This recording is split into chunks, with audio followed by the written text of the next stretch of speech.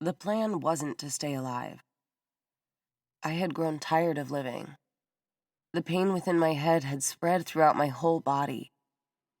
I lived in a constant state of anxiety and sadness. This was not due to some calamitous trauma. I wish to God it had been. No. This was all in my head, and a cure seemed impossible. I had tried therapies, medications, kale. My diet was immaculate. My exercise regimen, pristine. I was a top-of-the-line health guru. Yet nothing could ease the crippling sadness that played on a loop inside my own mind. So, a week before I turned 30, I decided to go and not come back. I picked the most beautiful place I could afford. A small island in the Bahamas called Exuma. Even in my suicidal itinerary, I wanted to be practical. There was something about this island that had always called to me. Ever since my older sister had told me that she went there for a summer during college, she went through her experience beat by euphoric beat, explaining in great depth how living in this rustic land that felt untouched by capitalism had invented a new emotion inside her, an emotion that gave her gratitude and a sense of constant adventure. How could two siblings inhabit such radically different DNA? My sister breathed generosity and optimism. They say this town ain't got no soul. You just gotta poke around. Grateful Dead. This line encapsulated my sister perfectly. She was never bored. No matter where in the world we were, she would sniff out the possibilities. Every space has a story. Every person has something to say. The concept of boredom infuriated her. It didn't occur to her to complain. That part of her brain was missing. It was replaced by a never-ending quest to seek out every corner of the world, to live a full life. She could drink 6 whiskeys and wake up the next day ready to go, first in line for a coffee. 2 whiskeys would keep me in bed for 2 days, riddled with panic and depression. I had not always been this way. I wish I could pinpoint exactly when it shifted into dark mode, like a setting on your phone. But I couldn't. It had been festering for a long time. My whole life, to be exact. And I had become exhausted by other people having to deal with my sadness. So fuck it, I thought. Bahamas it is. I didn't make some sort of pact to end it. That was too dramatic. Even for someone like me who never resisted an opportunity to take the smallest detail and magnify it into an end-of-the-world possibility. Also, it would take fortitude to end it all. I was too big of a coward for that. The idea of my family having to answer questions about why I had ended it was too great a cross to bear. Because it wasn't their fault. It wasn't anyone's fault but my own. All I knew was that I wasn't coming back. And if that meant lying by the side of the road with one foot in the grave until the vultures scooped me up, then so be it. I was either going to become reborn or die trying. But my old self was going 6 feet under. It was the funeral event of a lifetime.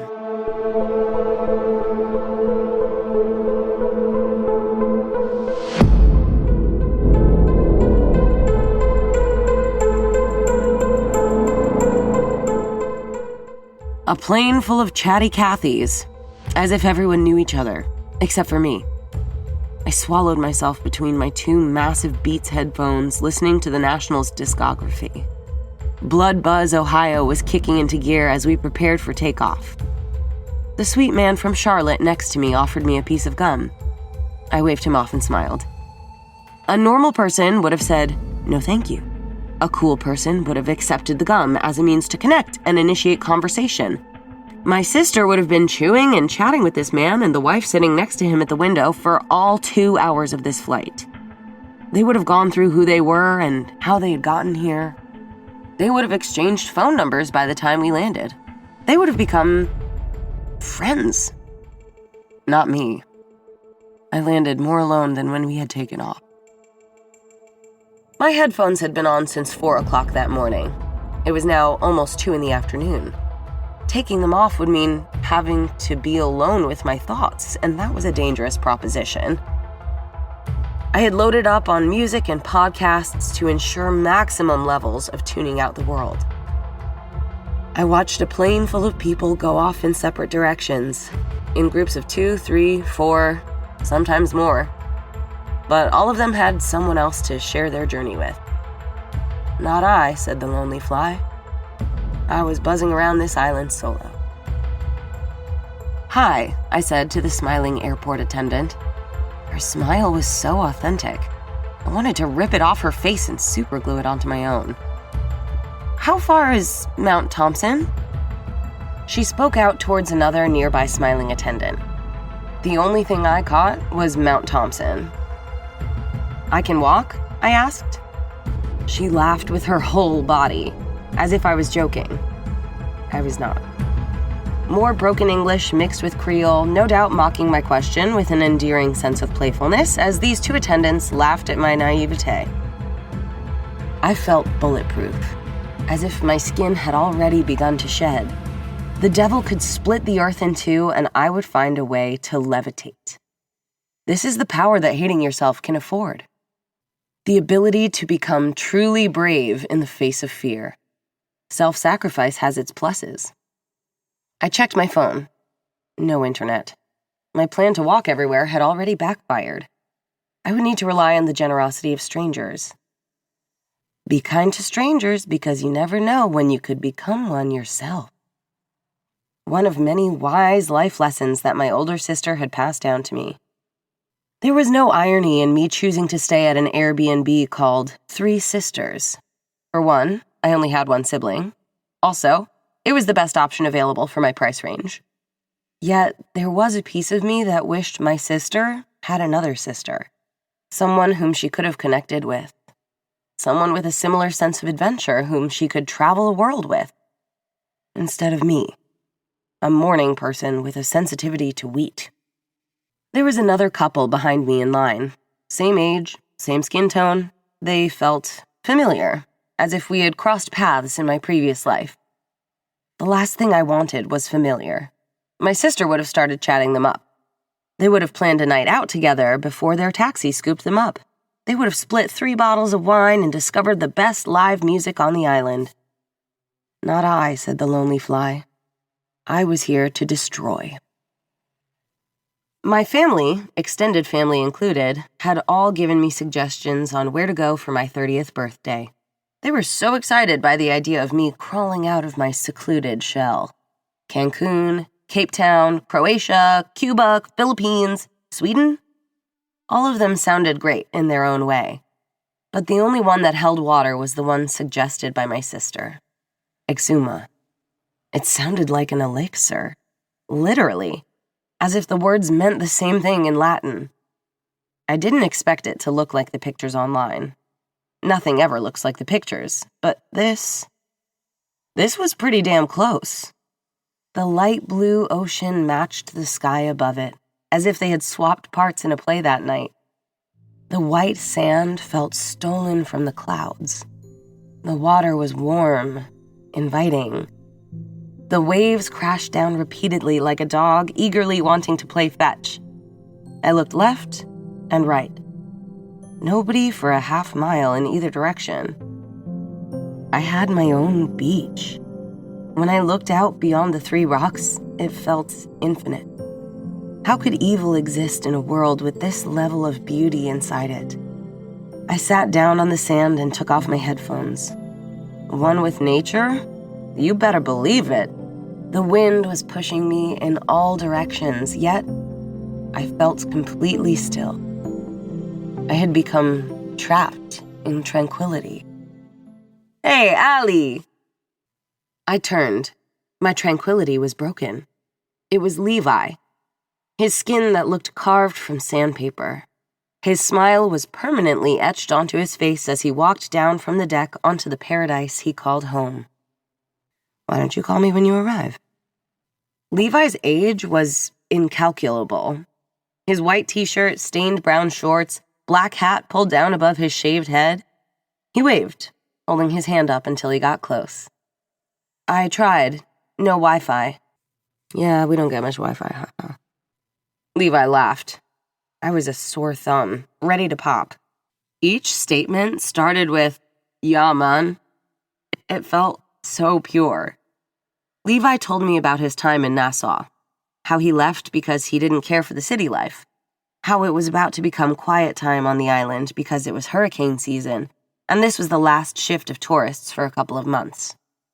He talked about things to do, swim with the turtles, Tropic of Cancer Beach. Maybe he would take me out fishing. After he fixed his boat, followed by a contagious laugh, he lent me his telescope, told me it was in the tiny shed on his porch. "Just be careful, but I trust you," he said. He talked about the amount of repair it took to rebuild parts of the island from the last hurricane, how the island was never really the same after that. As we drove through town, I saw all the houses that were still boarded up. You couldn't tell what was occupied and what was vacant. The houses were so tiny, with bright colors that seemed to be fading away. None of the businesses looked open. How could paradise be a ghost town? And then, the words everyone craves. Every day, sunny. He was right. When I was able to get Wi-Fi in the room, I checked the weather report on my phone. High of 84, low of 78. As if the weather was on autopilot. My room was small. Bed, bathroom, TV that only got Netflix, which would buffer once every 20 minutes. Tiny fridge, microwave. I loaded up on bare bones menu items. Tuna fish, gluten-free bread, apples, protein bars, soups that could be opened without a can opener. Minimal effort for maximum cheap efficiency. I couldn't wait to steep my toes back again into tranquility. And so I did, laying down on that lounge chair. All those nights of insomnia seemed unimaginable here. I took a picture. Just one. The timeless ocean. I watched the sun go down as an explosion of vibrant pink stretched across the skyline. The wind picked up and I snuggled down below my below. I had never felt safer, as if I was ensnared in a cocoon of peace. When it became dark, I went back to my room, the one place I could connect to the outside world. Text messages began to flood my phone with wishes of happy birthday and where in the world are you? I sent them a photo, the only photo I took, along with the caption, "Thank you." If I had known it was the last time I would ever talk to them, I would have told them how much I loved them. You could feel something cold in the air. A week before I booked my flight, there was a bizarre story emerging from a small northeastern town in Massachusetts called Concord. Apparently, almost 10 men had been murdered in the span of 1 week. It captivated our true crime country hearts. They tried keeping a lid on the story at first, but by the 5th body, the story had broken wide, and this town, which had been inconspicuous for its whole life, had now been thrown under the national magnifying glass. "It's a good time to get the hell out of Dodge," one of my coworkers said. "You know, in case this turns out to be something." Reagan was a conspiracy nut. He believed the government was actively working with aliens. It's why they decided to release that video of the Tic Tac flying through the air that an Air Force pilot had captured on his flight log. Even the New York Times ran with it. It should have been a big deal, but it wasn't. This infuriated Reagan. "They're testing us to see if we're bracing for an invasion. We're not." Quickly followed by Reagan's chomp into his Macintosh Apple. For an architect, he was anything but practical. Most of the architects I worked with were very level-headed. They saw everything in numbers. But Reagan seemed to color outside the lines, which made him a fun lunch companion. Also, he was the only one who didn't feel that much smarter than me. Which is important for someone like me who isn't an architect, even though they work at an architecture firm and goes home each day feeling like the class dummy. "Save me a spot at the end of the world, in case the shit hits the fan." Apple chomp. Reagan's final words of strategy. The wind was pounding. The waves had been cranked up to a 7. Even sitting against the shoreline would toss you around like the inside of a washing machine. I floated and let the occasional wave spin me like a frisbee. I hadn't used my headphones in 2 days. My phone had been shut off ever since I sent that picture. The one picture. The final picture. I had brought Infinite Jest to read. All 1,100 pages of it. On the first day, I read 200. On the second day, 300. At this rate, I would have to buy another book. Soon. I had not planned for this level of productivity.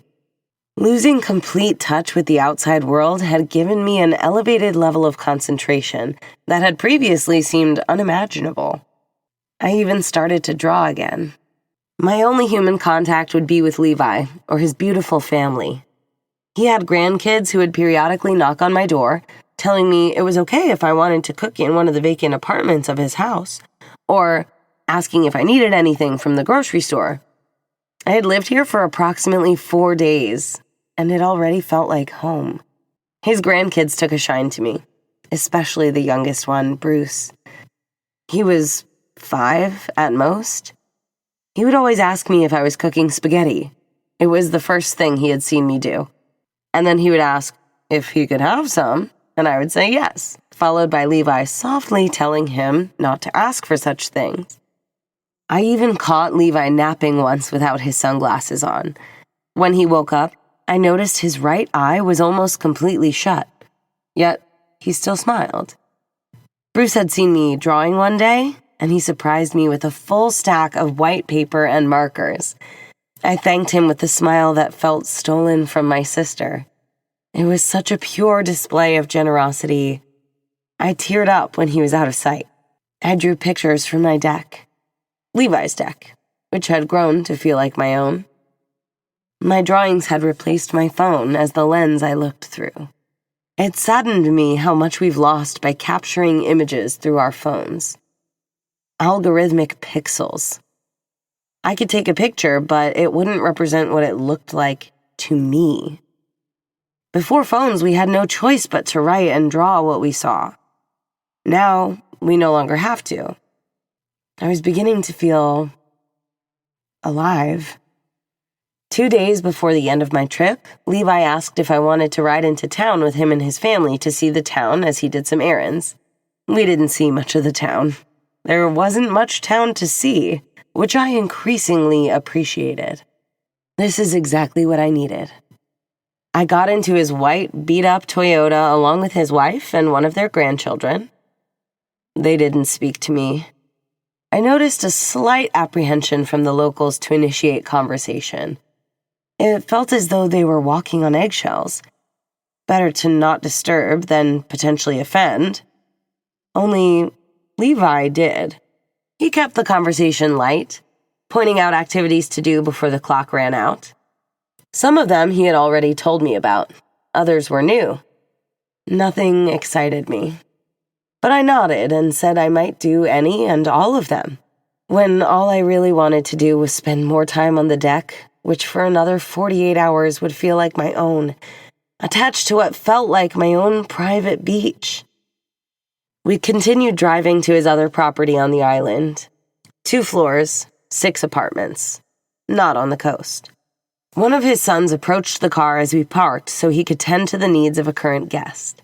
He told me that Levi had bought this property for him to run and manage. He was adding another apartment, which I could see was only in its beginning stage of construction. I don't have a wife, so might as well make some extra money. Followed by an inviting smile. Was that a flirtation? Probably. If I had $1 for every time I knowingly or unknowingly let a flirtation pass me by, I would be, well, not rich. Not even close. But it's happened enough that I could add it on to the reasons I hated myself. The son and his son, Bruce, whom my affection for had grown, even with limited interaction. I so enjoyed Bruce happily bouncing around from each family member in his tree, all the while never wearing shoes. He seemed so free. Finally, I had a parent to match his face. They had the same eyes. I couldn't remember the dad's name. They spoke with thick accents. The confusion of the accent was outgunned by the culture's exuberance. By the time we got back to the guest house, we all exited the car, and part of me wanted to invite them out to dinner, or a picnic on the beach, even a glass of wine on the deck. Something to break the symbolic ice and get to know each other, share stories about what brought us here together. Polite conversation sprouting lifelong friendships. But I didn't. I went to my room and ate peanut butter out of a jar. Cheap, protein, minimal sugar. My week of euphoria was coming to a close. 24 hours from now, I would have to go home. All the grand plans about going somewhere and coming back a new person? Not a chance. There was nothing special or unique about me or my grandiose approach to vacation. That's all this was. A vacation. At a certain point, you either do it or you don't. And maybe that was the goal all along. Just put more gas in the spiritual tank so that I can find something meaningful when I got home. Keep adding gas to the tank. That's really what life was at the end of the day. The cold realization that I might never become the person I wanted to be was beginning to crawl through my skin. The number of times I had bathed in false hope, believing that a new outlook or experience would shed my skin to reveal some new entity that was capable of love, had washed away before I ever stepped onto Levi's shore. But I wanted to finish Infinite Jest. If nothing else, I was going to finish that book.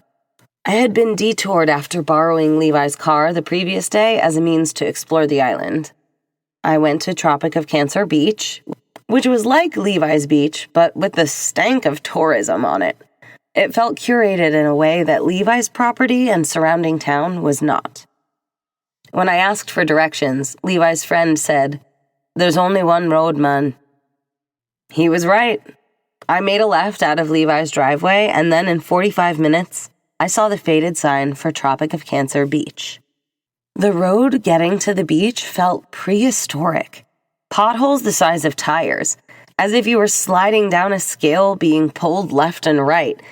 There was a tiny tiki bar on top of the little hill with steps leading toward the beach. As I saw the various families playing with their kids, I couldn't help but wonder how much contempt the locals had for this beach. Had they grown so weary of being used by outsiders that this was where they pointed them to, just to avoid the stench of their wealth? Did Levi and his friend tell me to go here because they thought I would be more comfortable being amongst my own? It had the opposite effect. I felt out of place. The Sandals Resort sat atop the Tropic of Cancer Beach as if it was standing watch. This was the crown jewel of the island, the creme de la tourist creme. So much of the island was flat. The Sandals felt tall, surely symbolic by the aristocratic architects. It was gated off with a garage that was bigger than Levi's entire street. The water didn't feel as warm here.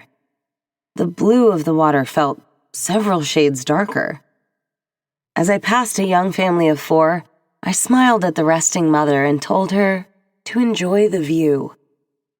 I have never done that before. Maybe I was changing. When I got back to my fortress of solitude, I realized that I still had Levi's keys. Giving them back meant it was the end of my trip, so I held on to them for as long as I could.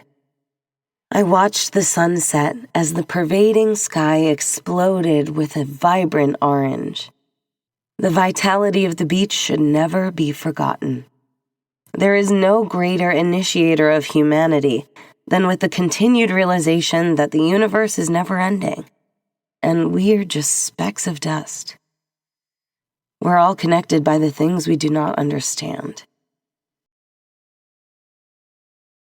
Making plans with asthma can be awful. It always goes from, that sounds fun, to, in this weather, what if my asthma acts up? I got tired of saying no. so my doctor suggested Dupixent. I'm Rachel, and I'm sponsored by Regeneron in Santa Fe to share my story with real patients like me. Dupixent, dupilumab, is an add-on prescription maintenance treatment for adults and children 6 years and up with moderate to severe eosinophilic or oral steroid-dependent asthma that's not controlled with current asthma medicines. Dupixent is not for sudden breathing problems. Dupixent helps people breathe better in as little as 2 weeks. And now I don't even think twice about saying yes to plans more, rain or shine. Severe allergic reactions, including skin reactions, can occur. Get help right away for face, mouth, tongue, or throat swelling, wheezing, or trouble breathing. Tell your doctor right away of signs of inflamed blood vessels like rash, chest pain, worsening shortness of breath, brown or dark-colored urine, tingling or numbness in limbs. Tell your doctor of new or worsening skin symptoms, joint aches and pain, or a parasitic infection. Don't change or stop other treatments without talking to your doctor. Do more with less asthma. Ask your asthma specialist about Dupixent by name. Visit Dupixent.com or call 1-844-DUPIXENT.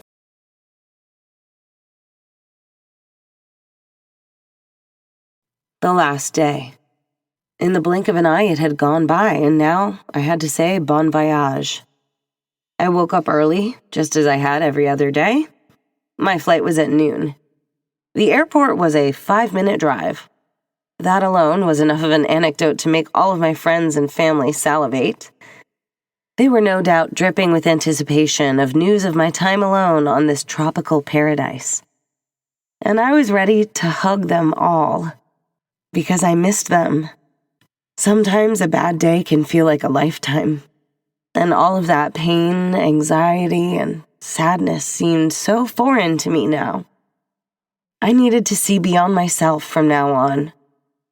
How could I take myself seriously when staring out past the ocean towards... And then I saw it.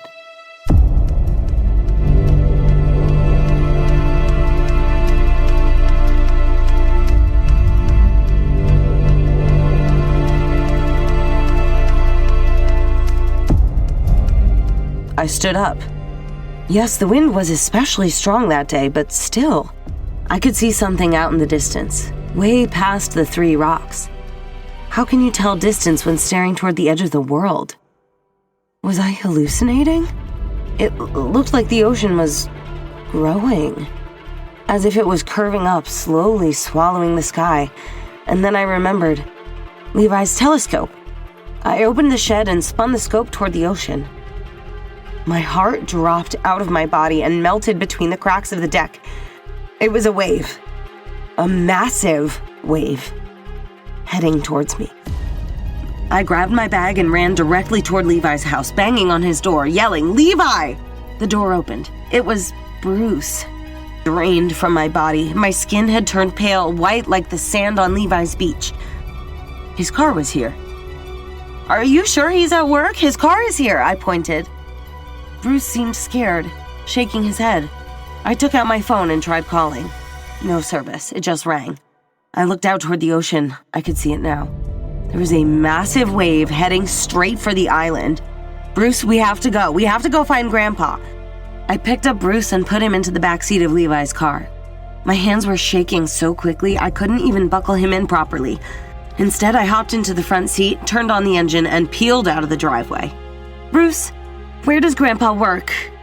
Bruce was crying.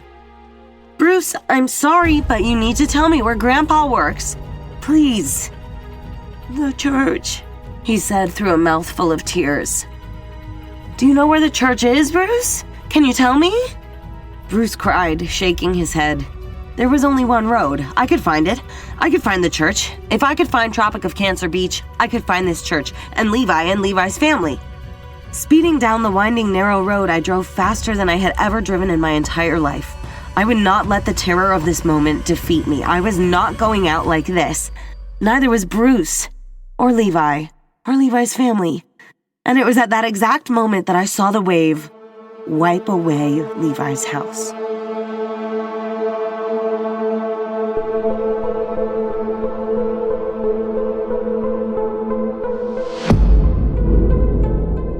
I wheeled through town as Levi's engine spit fumes. There were no hills on this island. The wave had a straight shot through the heart of it.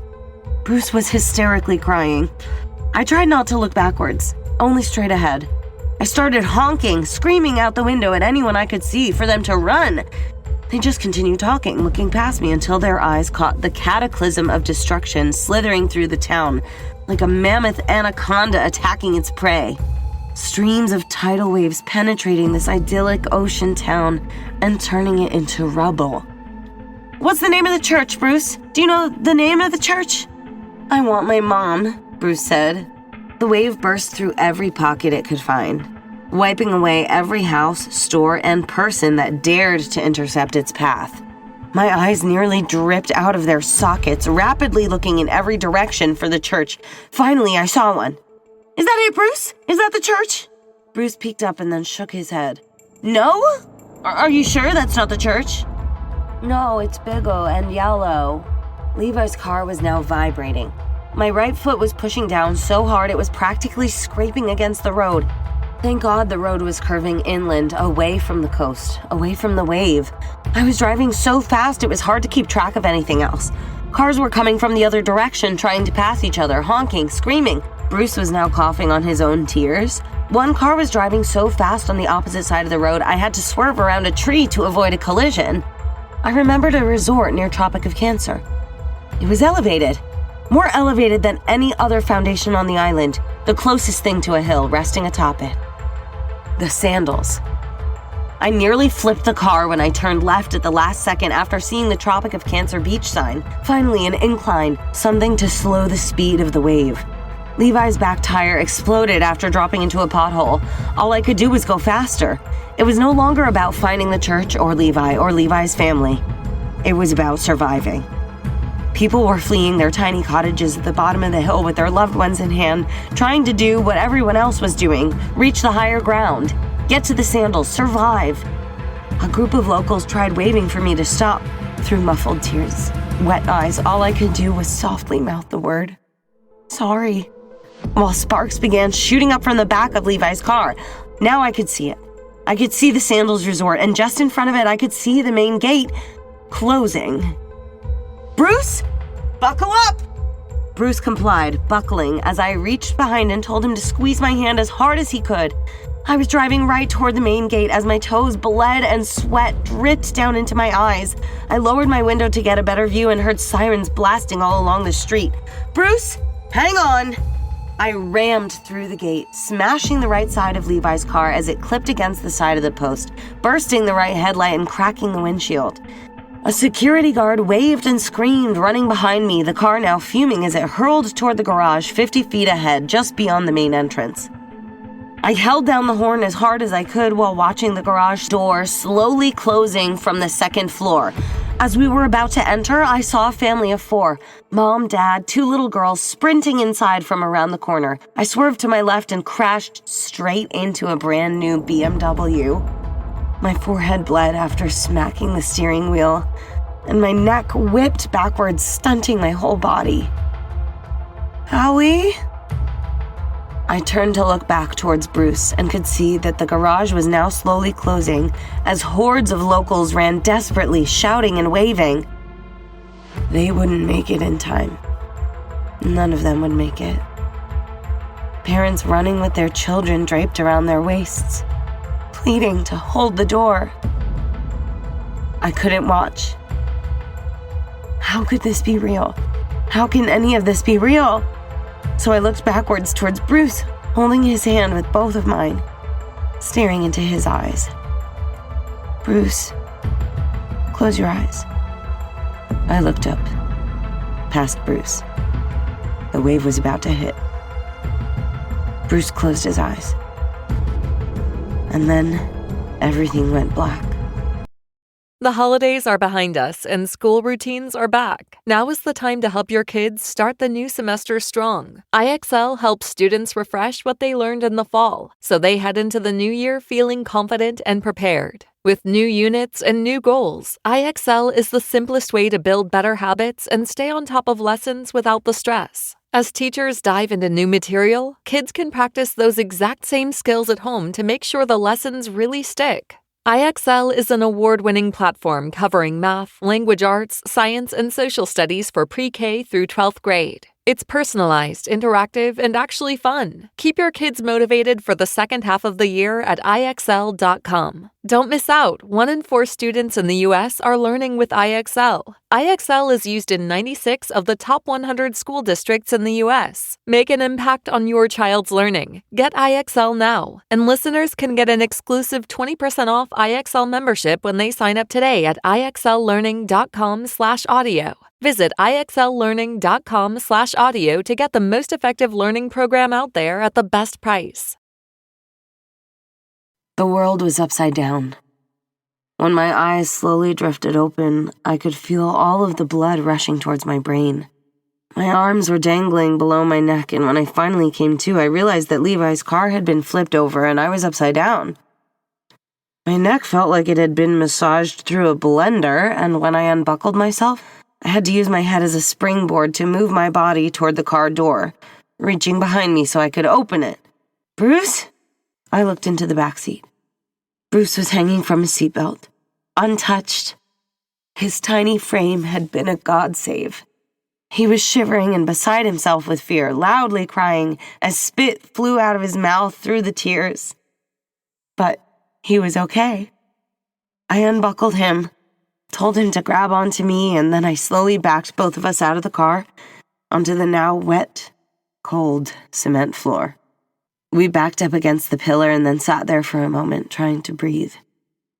The room was black and quiet. Faint sounds of glass shattering could be heard in the distance, along with the whistling wind. "Hold my hand, okay? Hold my hand." I didn't know what else to say. I didn't know what else to do. The BMW I smashed into was standing on its left side against the wall. I tried to look around, but some blood had gotten into my left eye and made everything fuzzy. I felt dizzy. "Are you okay, Bruce? Are you hurt? Does it hurt?" "I want my mom." "I know. We'll find your mom. We'll find her." I tried warming his hands with mine. He was shivering. Water had leaked in from somewhere. I tried to look around again. It was nearly pitch black. "Stay here, okay?" I made sure to look Bruce into his eyes as I told him again, "Stay here. Don't move. I want to make sure we're okay." "Okay?" Bruce nodded, but held on to my hand anyway. He didn't understand. Or maybe he did, but couldn't let go. So I moved along with him in tow, trying to find a next step, the next direction. A flashlight hit my eyes. "Hello? Are you okay?" The voice got closer. It was a man, middle-aged. My vision was still blurry. "Yeah, I think so." "They didn't warn us. How could they not warn us?" This was a woman's voice, same age. My vision was coming back online. Standing there in their beach attire was the family of 4 I had to swerve away from. The 2 little girls were holding on to each of their mother's hands as she stared at me, terrified. They were all trembling. "You're bleeding," one of the little girls said. She was young, maybe younger than Bruce. "Here, take this," the dad said, holding out his towel. I took it and pressed it against my forehead. "Keep it pressed there," he insisted. The man was short and pudgy, his red Hawaiian open shirt overlapping his beach shorts and Crocs. He lifted up his light brown beach hat to rub his pulsating temple. "I don't understand how they could not warn us. All those—" She couldn't finish the sentence. Instead, she took her hands away from her children so she could bury her crying face. The dad rubbed her back, attempting to contain his breathing. "Do you know my grandpa?" Everyone knew Bruce's grandpa. Everyone who lived on the island. But these were not islanders. These were tourists. "Who's your grandpa, buddy?" the dad said, kneeling down. "Levi?" The dad looked up at me, searching for answers. I had none. Instead, I deviated the conversation by asking, "Do you know how to get out of here?" "Out?" The mom looked up finally. Why would we want to get out? We're safe in here. For how long? I asked. She's right, Joan. It's past now. We have to see what's going on outside. Alex, we're staying here where it's safe until help arrives. This is not a debate. Look at your children. You want to bring them outside? I felt Bruce squeezing my hand. I have to go find his family. I need to bring him back to them. I understand, the mom said, encouraging. Yes, you should go find them and then send them back here. That's a good idea. Yes. She was panicked. The terror of the moment had set in for her. It had not for me. I was running on autopilot. I felt no panic, no nerves. Will you watch him while I... No! Bruce screamed. I'm staying with you. Bruce, it might not be safe out there. I'm staying with you. He tugged on my arm. His bright white eyes were like mini flashlights. Okay, I nodded. But I just need to look outside first. Make sure it's safe, okay? Stay here for 1 minute, and then I'll be right back, okay? Bruce nodded. One of the little girls, the younger one, she gently grabbed Bruce's hand. I turned and stuck my hand out toward the wall, using it to stay balanced, letting it guide me toward the other end of the garage. I counted 3 or 4 cars, all swiveled in unnatural positions. After about 50 feet, I found the corner of the room and then sidestepped over towards a door. I touched it. It was brisk. My broken fingernail dug into my skin and scraped against the top of my bloody knuckle as my hand bent backwards with adrenaline. The stairwell was lit by tiny fluorescent lights littered along the bottom step of each new floor. As I stepped inside and climbed up to the second floor, I heard a voice from nearby. Hello? It was weak, suffered with pain. I turned. His throat was choked, reaching out from low. Are you okay? I poked down. My eye was becoming heavy from the blood. As I lowered my body, I felt a tremendous weight on my ankle. There was no time to concern. I was running on pure adrenaline as I finally saw this man's beaten face. His dark brown skin was withered, purple, creating a maroon layer of paint washing over his face. His white shirt read Sandals Security as he lay against the side of the adjoining wall. My wife, he coughed, as if his throat was filled with rocks. My wife. He pointed. Are you okay? He nodded, quickly, coughing again, and then grabbing his leg. I be okay. He was not. I reached down again, but he just waved toward the second floor door. He was probably in his 50s. How long had he worked here? A long time, most likely. If you had a stable job on this island, how could you ever leave? Stable jobs were few and far between. If there was something resembling stability, it was the Sandals Resort. What's her name? Priscilla. I'll find her. Thank you. Thank you.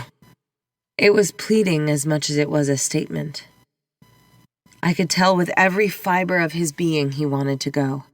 He wanted to lead the charge, but the way he was holding onto the side of his stomach, the pain dribbling out of his eyes, I knew he couldn't. He had most likely been tossed against that cold cement wall while running up toward the second floor. My mind was both white and dark. Flashes of what this world looked like once I opened the door began to race through my mind. But I continued forward, and finally walked through. It was fine. The lobby floor was drenched, as if a leak had sprung from up above that went unattended. A scenario that seemed unfathomable, considering this high-class status of the residency. My feet clung to the red rug as I slished and sloshed toward the front desk.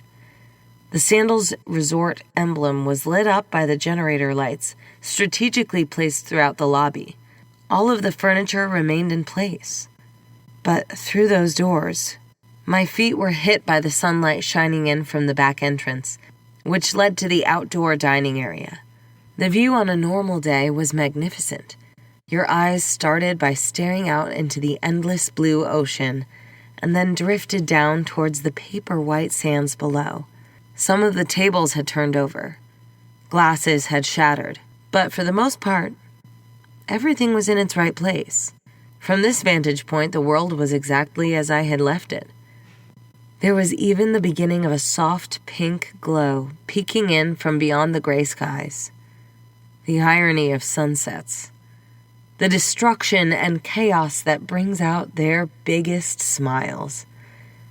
I took a breath before turning toward the left, knowing full well what horrors lay waiting for me. The beach was now covered in remnants of the previously pristine beach houses. Everything along the coast was now floating in the shallows, slowly being dragged out to sea. Houses were where boats should be. Boats where houses should be. Cars began to spring up to the surface, one by one, floating. The water was no longer a tranquil blue. It was dark, heavy, like molasses. My eyes didn't even know where to look. Every conceivable direction led to more heartbreak. I kept waiting for someone to yell out for help, but it was quiet. The quiet was louder than anything I had ever heard before. Just the soft whispers of a sleeping ocean.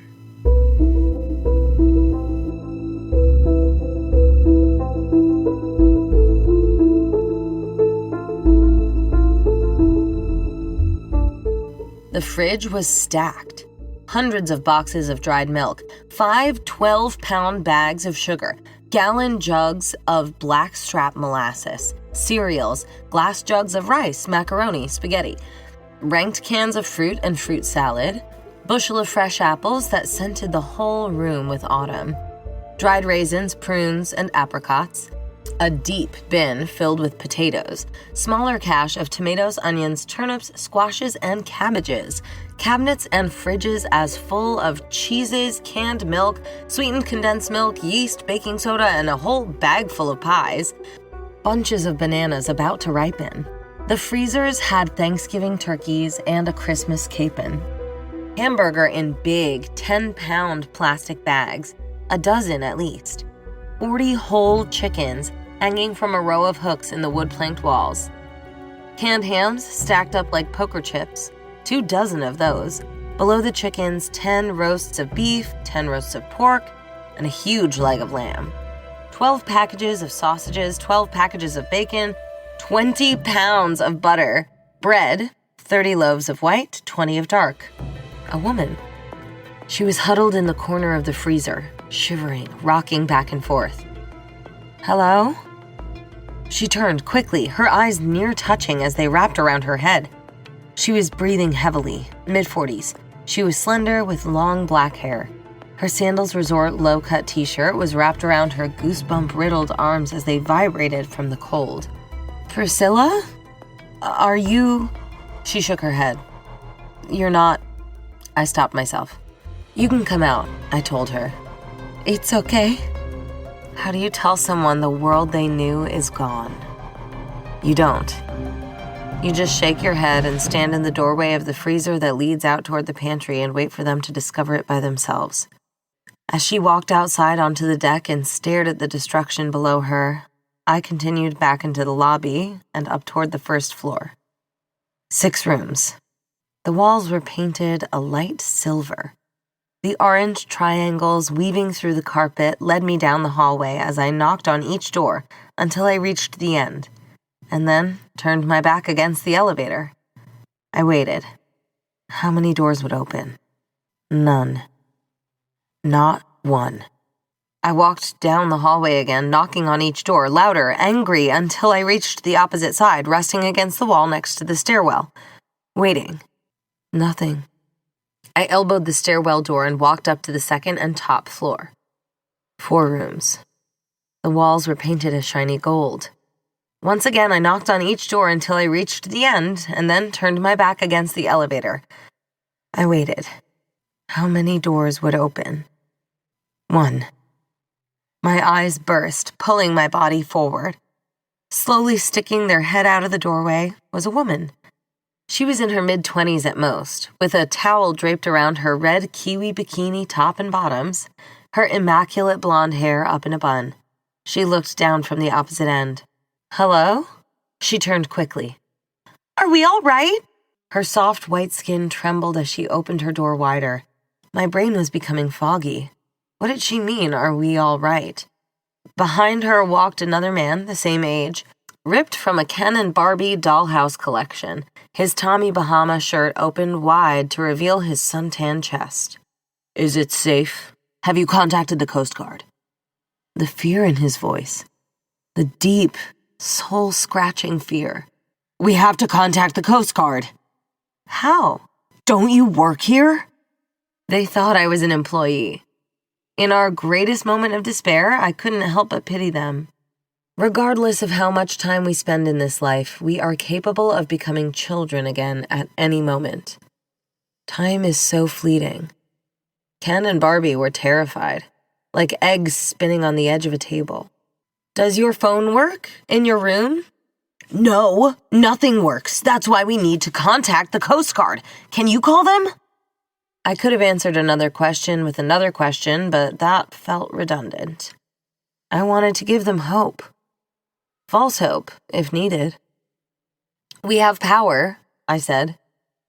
"Well, yes, but our phones don't work. Can you call someone? Doesn't the hotel have an emergency line somewhere?" "I'll check." "Wait, where are you going?" Barbie's screeching concern stopped me as I turned. "There's more people downstairs who need help," I told them, backpedaling. Oh, sure. Yes, okay, go help them first. Yes, but please don't forget about us, okay? Nodding quickly as she closed the door. As it shut, the hallway vibrated. If I had not kept Levi's keys, if I had not used Levi's telescope, if I had not been out on Levi's deck, if I had never decided to go on a vacation, every if of my entire life, I was here, and I was still alive.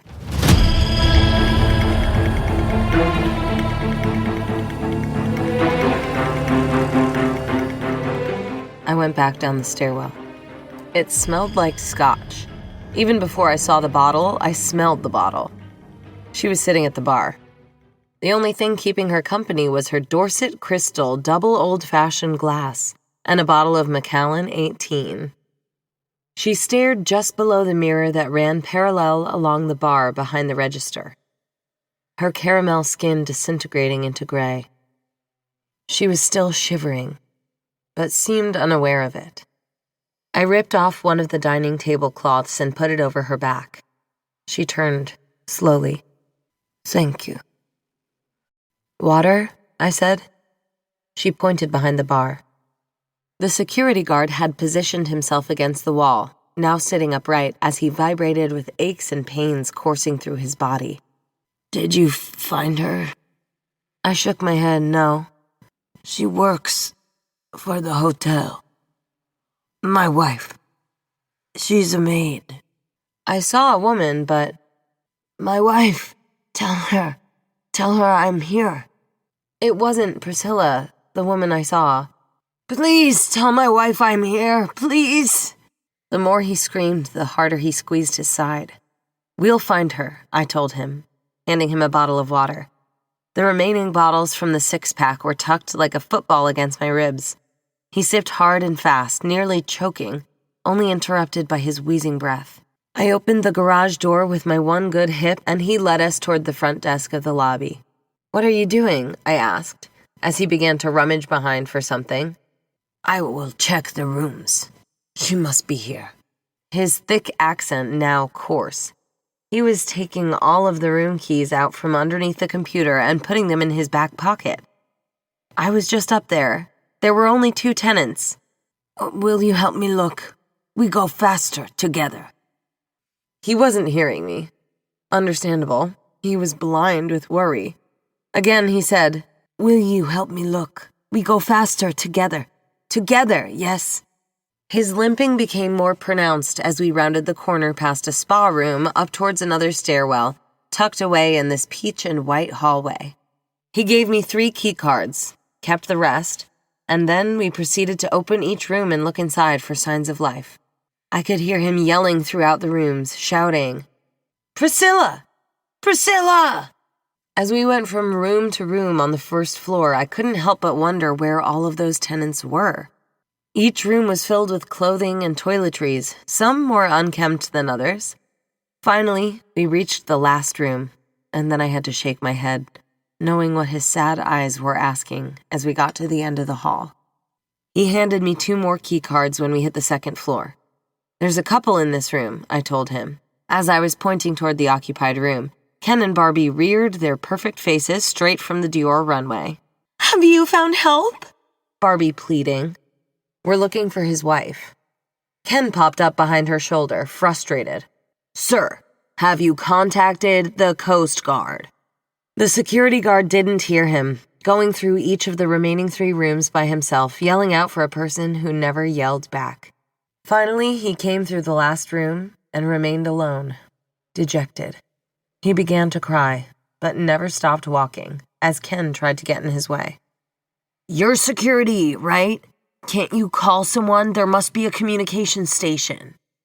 Barbie, trying to be a sense of reason while her perfect white Miller Cloud sandals quietly sashayed up to them.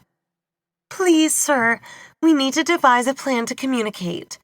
That's how we can find your, wife," I told her. "I must go outside." The security guard brushed past them as if they were leaves on an autumn day. "My name is Jeremy Minton. My father is Ted Minton, governor of South Carolina." The security guard was already at the stairwell. "Miss," Ken was now talking to me, "tell the Coast Guard the governor's son is here. Use my name. It'll help." "His father knows everyone," Barbie bragged. I nodded while still backpedaling towards the exit. He was moving faster now.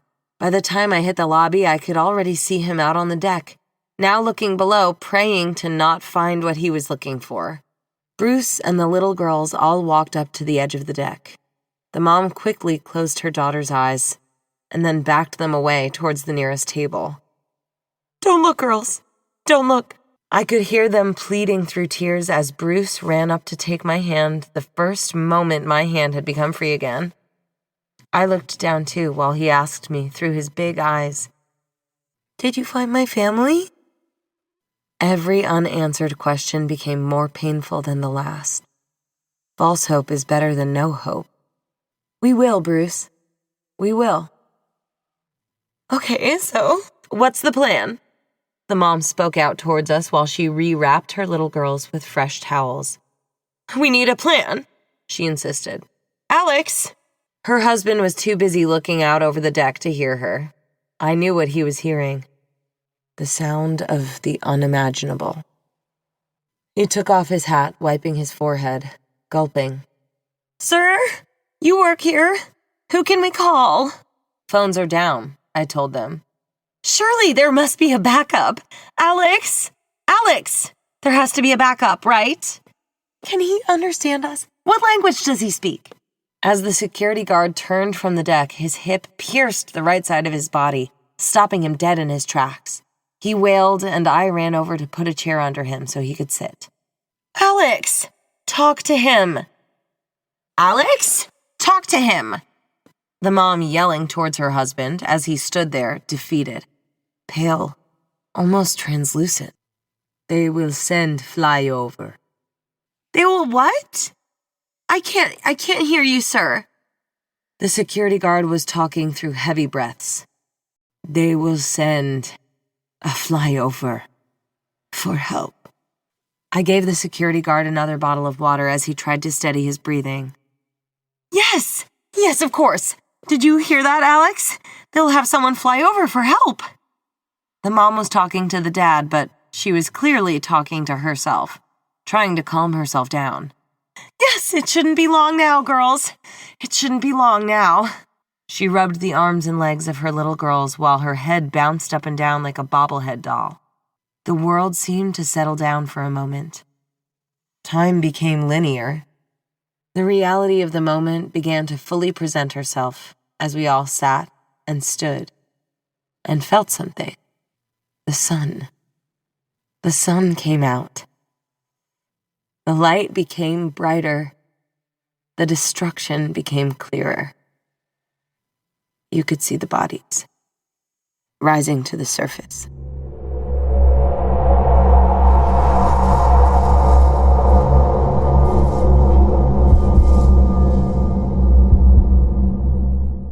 The day felt endless.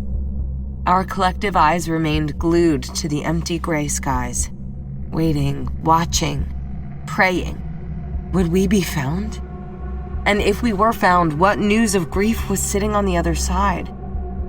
If I had not been sitting on Levi's deck, if I had not used Levi's telescope, if I had not still had Levi's car keys, if I had not booked this Airbnb, the luck, I thought, the colossal luck to survive a great tragedy.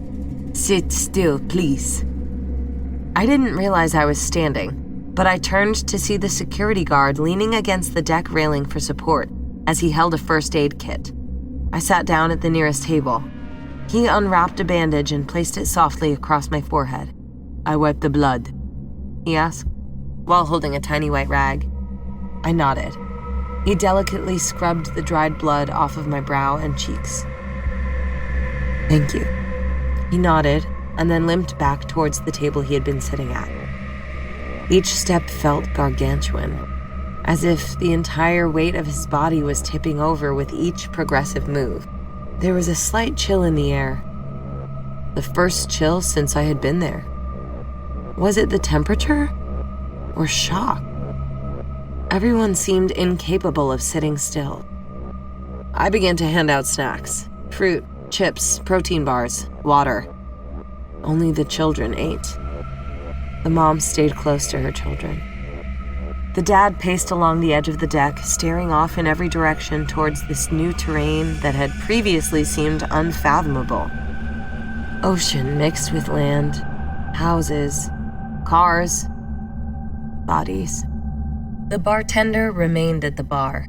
The Macallan 18 was half gone. Her eyes turned to glass, ready to shatter at any moment.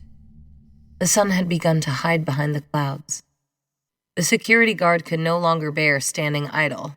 He burst up through a sharp wince of pain. I must find my wife. How? The dad asked, sounding like one of his children. She works for the hotel. She can't be far. I find her. I find her. He repeated it several times, convincing himself. He dragged his left foot behind him, taking deep breaths as he left the deck. Good luck, sir. I hope you find her, the mom told him. But please, send help. Take this, I said, quickly putting together a small bag of food items and a 6-pack of water. Will you be able to carry all this? He lifted it onto his broad shoulders within the blink of an eye. He could lift a house in this moment. The things our body can do under great duress. He thanked me and then proceeded to walk out of the hotel. Before he could get to the front gate, I shouted towards him while Bruce clung to my right leg. What's your name? He turned to me. Ron. He put his hand up, as did I. And then he walked through the gate as it finished opening. I could not imagine the horrors that awaited him. The sun began to fall. The night began to rise. And like that, he was gone. We're going back to our room. The children are in shock, tired, and it's getting cold out, the mom said as she continued to fill up a custom-designed Sandals Resort bag with more food and drinks from the large pantry. Mommy, is there more candy? Yes, sweetheart, yes. Alex? The dad came in from the deck, watching his wife load up an assortment of supplies, most of which would be useless in a room without a kitchen or proper cooking utensils. But she remained unfazed as the bag quickly overflowed. Can you carry this, Al? What if people come, Joan? We'll hear them from our room. They'll know where we are. The children are scared, Al. There's no sense in staying outside. Please, Al, can you help? I just think we should stay outside for the first night, in case. Stay out then. Come on, girls. Joan. The dad could barely muster an extra decibel in his vocal cord as the mom took a hand from each of the girls and briskly walked them out of the restaurant. The dad sighed, head down. He looked so small, so scared. I'll stay outside, I told him. He looked up. You will? He asked. Yeah, I'll take first watch. Thank you. Thank you. What is your name? Alex. He laughed. You're kidding. Me too. There's 7 people left in the world and 2 of them have the same name. Can't say God doesn't have a sense of humor. Who he was before the world turned upside down briefly shined through. For this one moment, he felt like a person again. A person with a dark sense of humor. It was enough fuel to keep him going. He picked up the bag. There was a slight twinge in his shoulder. Perhaps he was hiding something.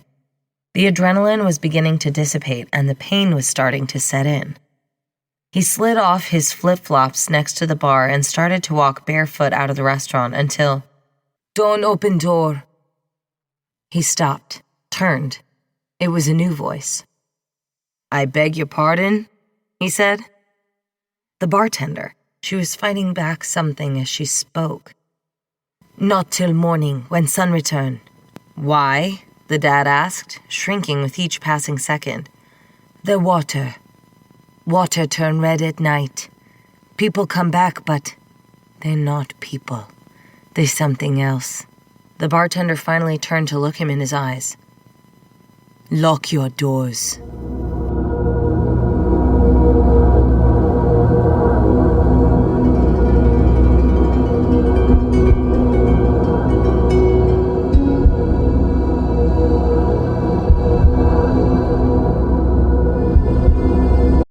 Get smoother, brighter skin instantly in one easy step. Dermalogica's daily microfoliant gives you the smooth, glowy skin you want without damaging your skin barrier. This gentle exfoliating powder activates with water to smooth out rough texture and brighten skin. It's powerful enough to deliver results, yet gentle enough to use every single day, even on sensitive skin. See the results for yourself. Visit Dermalogica.com and use code SMOOTH at cart for an exclusive free gift with $65 purchase. Thank you for calling the Bombas Comfort Line. Bombas make socks, slippers, tees, and underwear made with the highest quality materials. Press 1 for comfort, 2 for style, 3 for donation. You chose style. Bombas has styles for whatever you enjoy. You can run in Bombas, lounge in Bombas, dress them up, dress them down, but always give back in Bombas. Because with every item purchased, another is donated. Bombas, comfort worth calling for. Go to bombas.com/audio and use code AUDIO for 20% off your first purchase. That's BOMBAS.com and use code AUDIO. Head to Safeway this week and enjoy these amazing deals.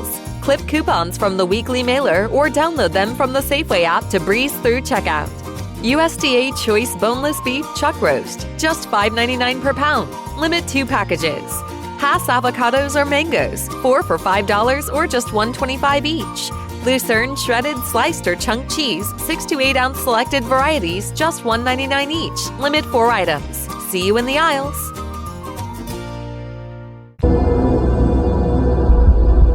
I wished he could stay dreaming.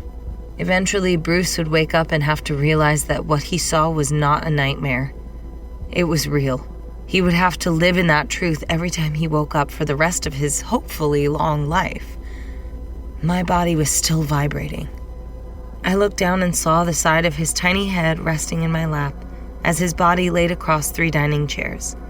I stared out into the stark black sky, waiting for the clouds to part as rescue poured in to take us back to salvation. But the night only grew darker. The ocean only grew deeper. Why me to survive? A bottle smashed behind me. I turned. The bartender was gone. The empty Macallan was now in tiny pieces near the bottom of her previous stool. I gently lifted Bruce's head and replaced my lap with a carefully folded towel that Joan, the mom, had used for her little girls. I remembered there were cleaning supplies next to the pantry in a tiny janitor's closet where none of the bourgeoisie clients would see it. As I swept her broken glass, I became angry, remembering what she said. Lock your doors. What kind of demented person would add despair into a situation drenched in horror? Why would anyone add twisted fairy tales into a story that was worse than folklore? It was real. This happened. It was not a warning, some mythic story used to terrify you. It was our lives.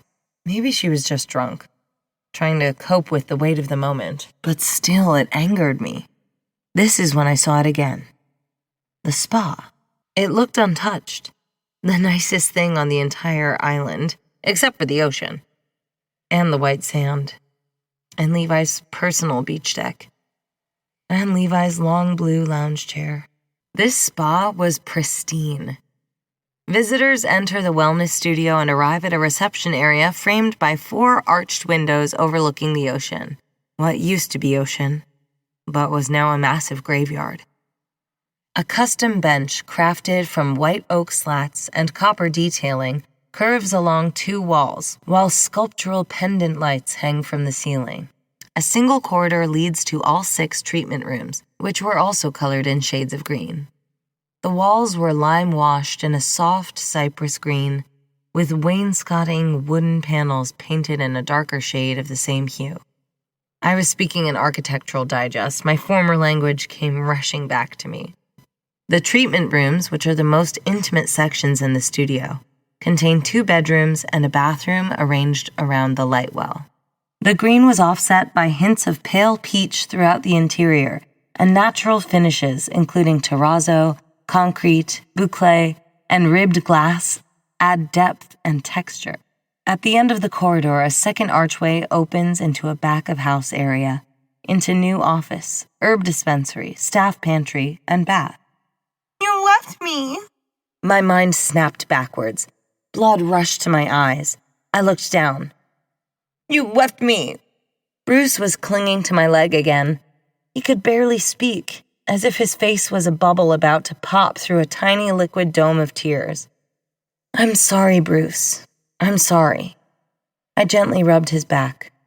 He soaked my knee. I looked at his pants. They were wet. Do you need to change? He nodded, embarrassed, keeping his head tucked away. Joan opened the door quickly, hoping it would be a rescue, as her excited eyes were quickly transferred to bitter disappointment. You found help? No, he needs, I whispered, pants. Joan nodded. 1 second, she whispered. She left the door ajar. Bruce was clinging to my leg as he stared behind Joan's door down the hallway until she came back, holding a pair of dark blue sweatpants. I think this will fit. Thank you so much. It's okay. Even in the face of terror, humanity could shine through in pockets. Joan had to briefly become a helpful mother again. She had no doubt been in this situation before, having to help out younger, inexperienced moms over the past decade. She could relate to the pain of having to make the lives of their children feel seamless, even when it is anything but. You can't plan for perfection, as much as we like to try. Peaks and valleys are inevitable. We have a washing machine. Do you want us to... Joan waited for an answer. That would be great, I told her. Just drop them off in a bag and we can... She spoke softly and cut herself off, not wanting to drip more shame onto Bruce, knowing the heartbreak of a child drowning in sorrow. I opened the door next to Joan and Alex. There were clothes on the dresser, towels draped against the long bathroom sink, bed sheets and blanket hanging off the edge of the headboard. Bruce went straight to the bathroom and left the door half open. I looked for signs of life. I opened drawers, trying to find clues. The dresser by the window was packed with men's beach attire. Mark Weldon V-neck t-shirts, Neiman Marcus beach shorts, Orla Bar brown bathing suits. The dresser by the bed was even more packed. Antonina's Ripple swimwear, Antonina's plunger swimwear, Aurelia bikini top, Clementine beach cover-up. Can we stay here? Of course, I told him. Are you tired? He nodded and then sat at the edge of the bed. He seemed afraid, hesitant, not by the storm, but by the room, as if he didn't belong, as if he would get in trouble for touching something. It's okay, I assured him. You can lie down. This is your room. It's mine? I nodded. He smiled. That made me smile. He laid down, burying himself into the pillow. Do you want me to turn off the light? Just a little bit. I dimmed the light and then sat down on the nearby love seat, nearly sinking into its comfort. It took a natural disaster for this sweet little boy to understand what luxury felt like.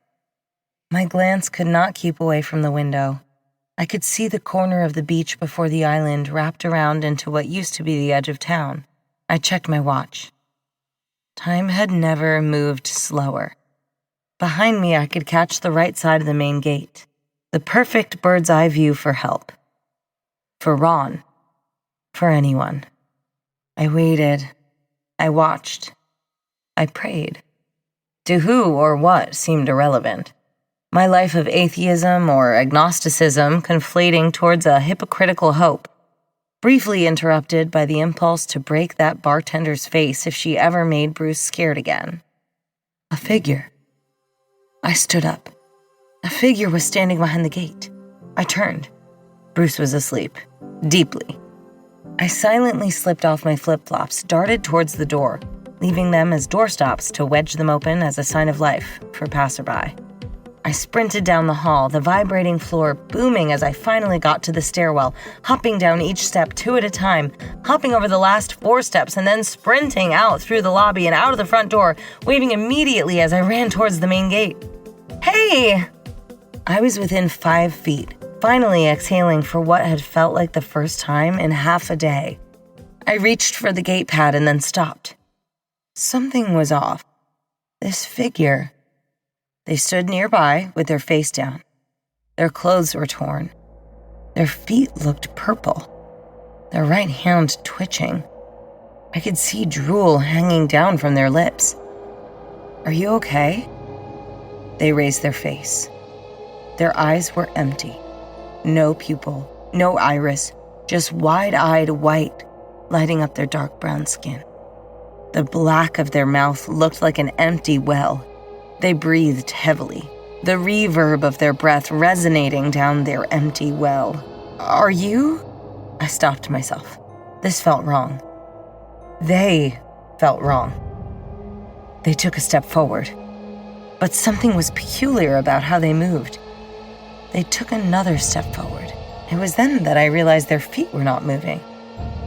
They were gliding. I took a step backward. They took a step forward. I took a step backward. They took a step forward. Their face was now squeezing through the pillar of the main gate. I could hear their cheekbones cracking as they finally said, "Let me in." Blood dripped out of their mouth. The bartender was right. The nightmare had only just begun.